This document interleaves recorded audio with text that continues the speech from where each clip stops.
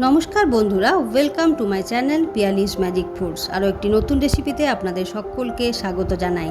এই প্রচণ্ড গরমের মধ্যে আজকে দারুণ একটা ঘরে তৈরি করা কুলফি মালাইয়ের রেসিপি আপনাদের জন্য নিয়ে এসেছি। খুব চটজলদি সহজেই বানানো যাবে এই কুলফি মালাইটি, কিন্তু খেতে অপূর্ব লাগবে।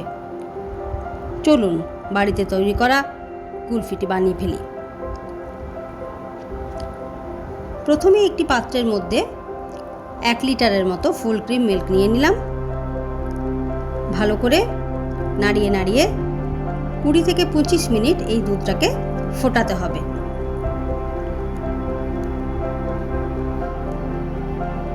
দুধটা যখন বেশ কিছুটা গরম হয়ে এলো, হালকা গরম হয়ে এলো হাত ছোঁয়া, তখন অল্প একটু একটা কাপের মধ্যে তুলে রাখলাম দুধটা।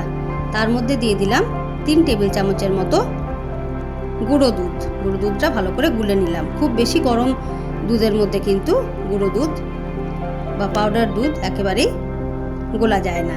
এটাকে গুলে যে দুধটা ফুটছিল তার মধ্যে ওটাকে মিশিয়ে দিলাম, মিশ্রণটাকে মিশিয়ে দিলাম। ভালো করে দুধটাকে ফোটাতে লাগলাম।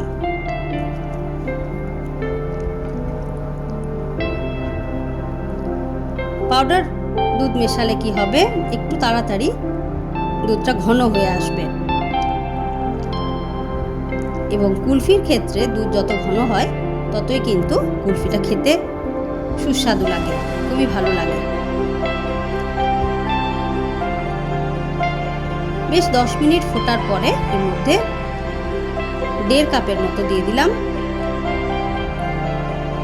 1 কাপের থেকে কিছুটা বেশি, 1.5 কাপের থেকে কম দিয়ে দিলাম চিনি দিয়ে আরও 5 মিনিট ফোটানোর পর এর মধ্যে দিয়ে দিলাম এলাচের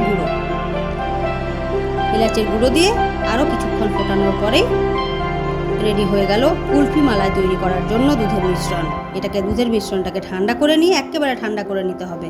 তারপর এরকম দেখুন একটা কুলফির মোল্ড আমি নিয়ে নিয়েছি। আপনারা যে কোনো ধরনের মোল্ড ব্যবহার করতে পারেন। তার মধ্যে দুধের মিশ্রণটাকে দিয়ে রেফ্রিজারেটরে ফ্রিজের মধ্যে রেখে দিতে হবে 7-8 ঘন্টা। ইচ্ছে করলে ওভারনাইটও রেখে দিতে পারেন। তারপর ফ্রিজ থেকে বের করে একেবারে ঠান্ডা ঠান্ডা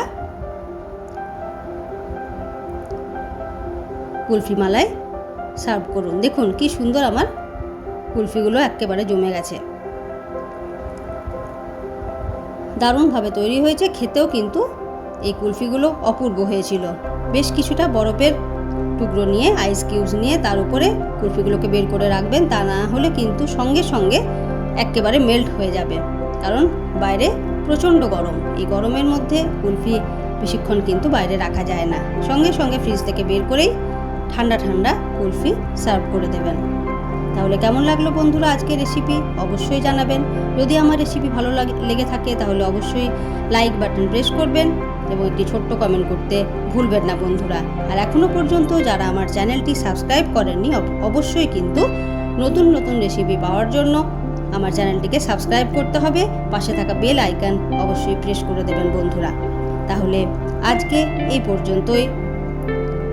ভিডিওটি দেখার জন্য অসংখ্য ধন্যবাদ।